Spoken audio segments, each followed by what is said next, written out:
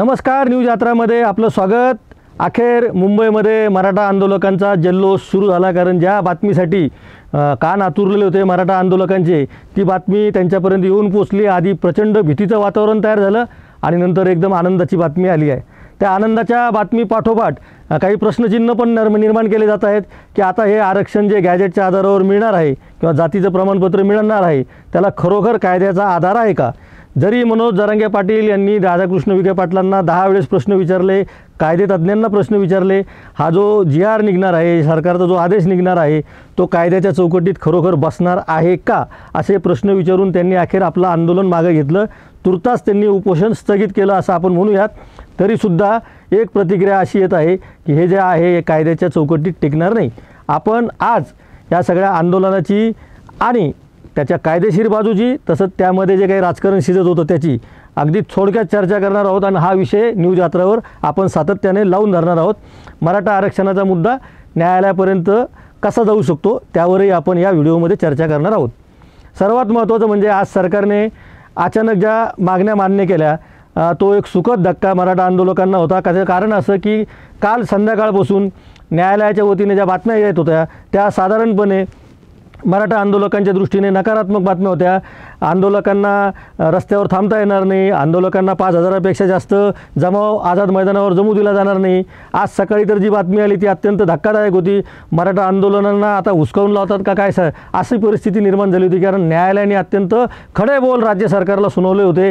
न्यायालयाने राज्य सरकारला असं विचारलं होतं की मुंबईमधल्या रस्त्यांवर आंदोलकांचं काय काम आहे। त्यानंतर आंदोलनाच्या ठिकाणी 5000चा जो जमाव जमला होता तर त्यापेक्षा जास्त गर्दी कशी काय जमू दिली, याला सरकारच जबाबदार आहे।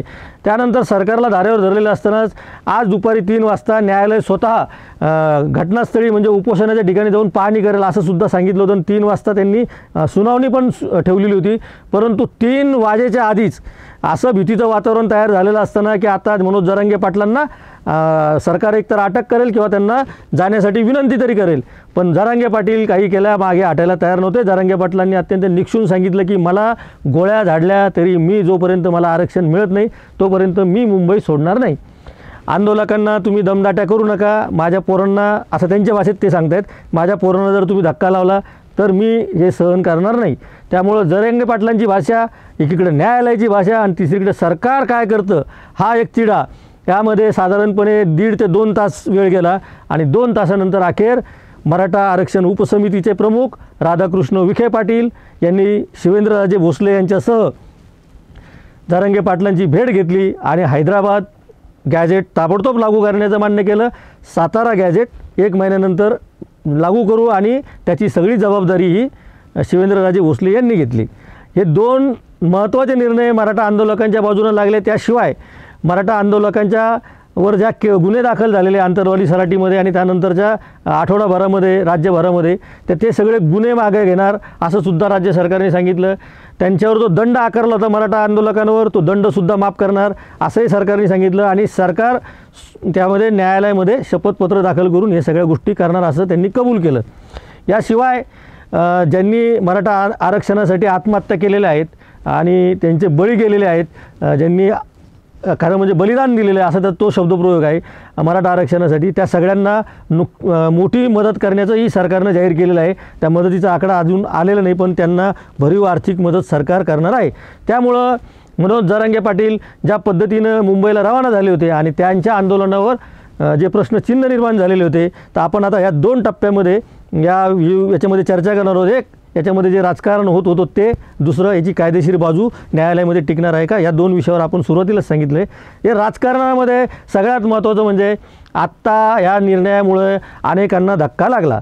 त्याच्यामध्ये माझे वैयक्तिक असं मत आहे, हे मी वैयक्तिक मत म्हणून असं सांगतो की जे मंडळी आत्तापर्यंत प्रचार करत होती की देवेंद्र फडणवीस हे मराठा विरोधक आहे, मराठा विरोधांचा त्यांचं राजकारण आहे, ते फक्त ओबीसींचा विचार करतात, मराठ्यांचा विचार करत नाही। त्यामुळं एक मोठा धक्का देवेंद्र फडणवीस यांनी असा आरोप करणाऱ्या सर्वांनाच, म्हणजे अनेक पत्रकारांनासुद्धा अशा पद्धतीचा आरोप करणारा हा एक मोठा धक्का देवेंद्र फडणवीसांनी आज दिलेला आहे। दुसरं सगळ्यात महत्त्वाचं, या आंदोलनाच्या मागे अनेक जण असं म्हणत होते की शरद पवारांचा हात आहे आणि शरद पवारांच्या वतीने ते देवेंद्र फडणवीस यांना हुसकावून लावण्यासाठी आंदोलन करत आहे। हा सुद्धा आरोप आजच्या घडीला तरी देवेंद्र फडणवीस यांच्या एका निर्णयामुळं फोल ठरलेला आहे। जर हे शरद पवारांच्यामुळं आंदोलन घडलेलं असेल तर मग आता आरक्षण जे मिळालं त्याचं श्रेय शरद पवारांना द्यायचं का? ज्या शरद पवारांवर मराठा आंदोलकांचा प्रचंड राग आहे, ज्यांना शरद पवारांना शिव्या घालत जे आंदोलक त्या मैदानावर गेलेले आहे, शरद पवारांना त्यांचं राजकारण लकलाभ असो असं जे आंदोलक म्हणत होते, त्या आंदोलकांवर तुम्ही शरद पवारांचे हस्तक आहे असा आरोप करणाऱ्यांना सुद्धा देवेंद्र फडणवीस यांच्या आजच्या या निर्णयामुळं प्रचंड मोठं उत्तर मिळालेलं आहे। सगळ्यात महत्त्वाचं म्हणजे गणपती उत्सवाच्या काळामध्ये तुम्ही हिंदूच्या सणाच्या काळामध्ये हिंदूंनाच अडचणीत आणत आहात, हे सुद्धा आजच्या आंदोलनामुळं निष्प्रभ ठरलेलं आहे। कारण राज्य सरकार हे कोणत्याही परिस्थितीमध्ये आणि कोणत्याही काळामध्ये सरकार चालवण्यासाठी सक्षम असतं, त्यामुळंच आंदोलक त्यांच्या आंदोलकाच्या तारखा ठरवत असतात। आंदोलनाला कायद्याच्या चौकटीत परवानगी दिली जाते। आंदोलक जोपर्यंत कायद्याच्या चौकटीत ते आंदोलन करत आहे तोपर्यंत त्या आंदोलनाला गणेश उत्सव असेल, उद्या रमजान असेल किंवा कुठल्याही धर्माचा कोणताही सण असेल तर त्या काळामध्ये आंदोलन करू नये असं कुठं लिहिलेलं नसतं। पण मराठा आंदोलकांना कोंडीत पकडण्यासाठी नेहमीप्रमाणे तथाकथित हिंदुत्ववाद्यांनी, मी फक्त तथाकथित हिंदुत्ववादी असं म्हणतो आहे की त्यांनी ते पण हत्यार वापरून पाहिलं, तिथंसुद्धा हे हत्यार फेल ठरलं आणि अक्षरशः श्री गणेशाची प्रतिष्ठापना केलेल्या आंदोलनाच्या ठिकाणी श्री गणेशाची आरती करूनच हे आंदोलन संपलेलं आहे। त्यामुळे आंदोलनांनी सगळ्यांना चिडीचूप केलेलं आहे। एक मागणी करणारा समाज आहे।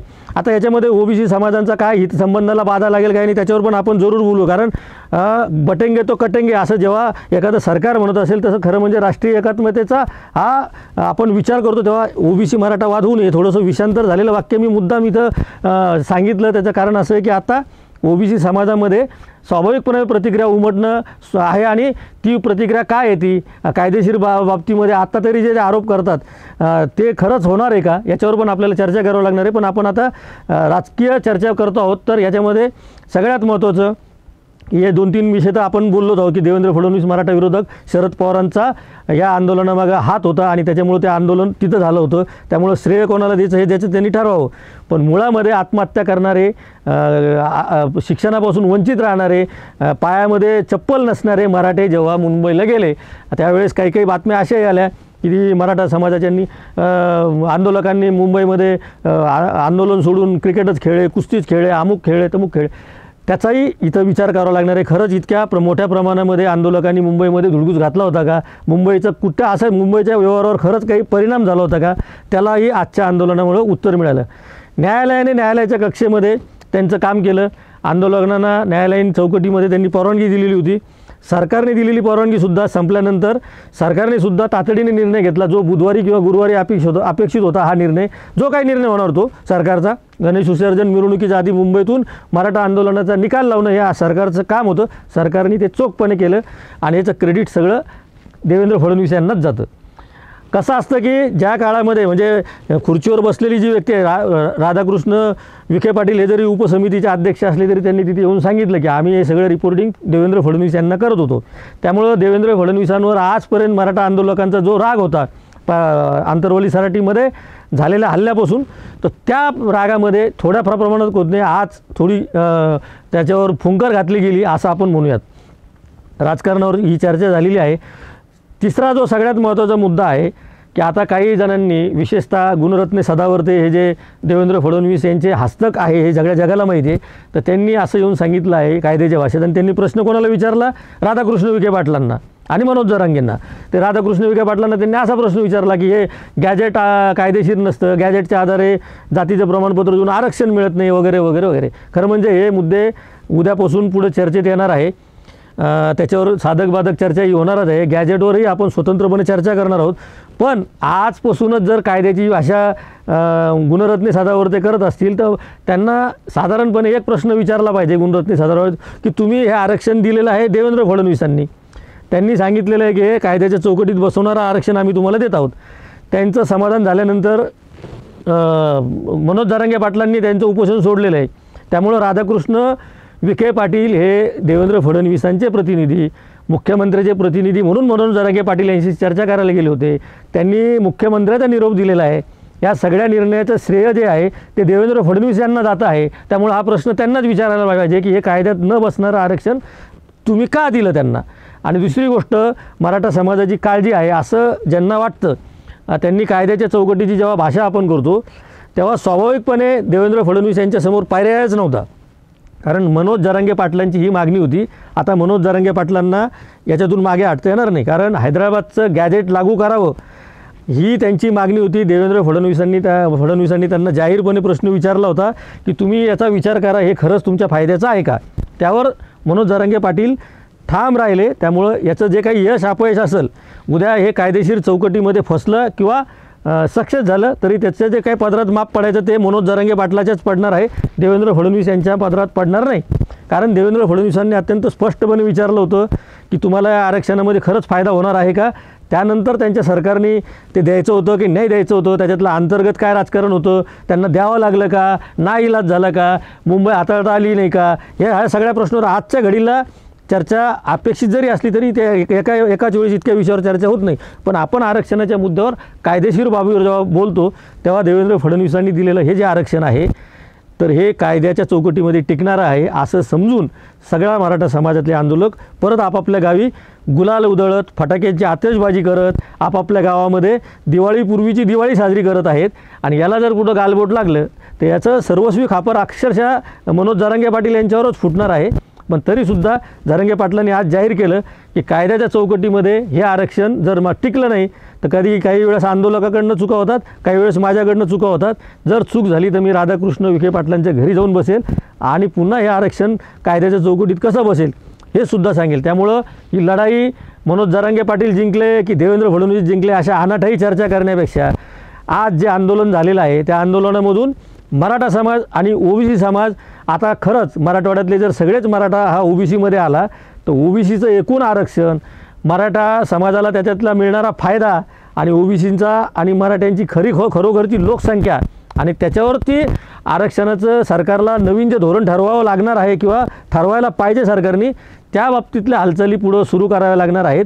हे आजच्या सगळ्या घटना घडामोडींवरून दिसून येत आहे. नो डाऊट की ज्याच्या हितसंबंधाला बाधा लागते तो ओबीसी समाज या निर्णयामुळं थोडासा दुखावलेला असेल किंवा जास्तही दुखावलेला असेल.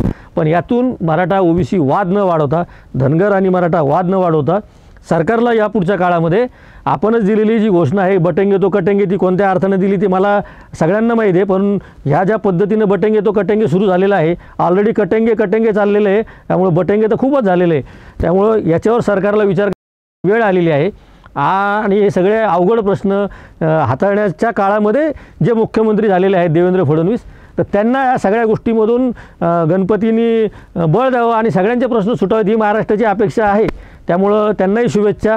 आणि आज मराठा आंदोलक जिंकलेले आहेत त्यांनाही शुभेच्छा. न्यूज यात्रावर आपण या सगळ्या गोष्टींचा वेळोवेळी आढावा घेत राहू. त्यामुळे तुम्ही बघत राहा न्यूज यात्रा, कारण हे आहे आपलं चॅनल.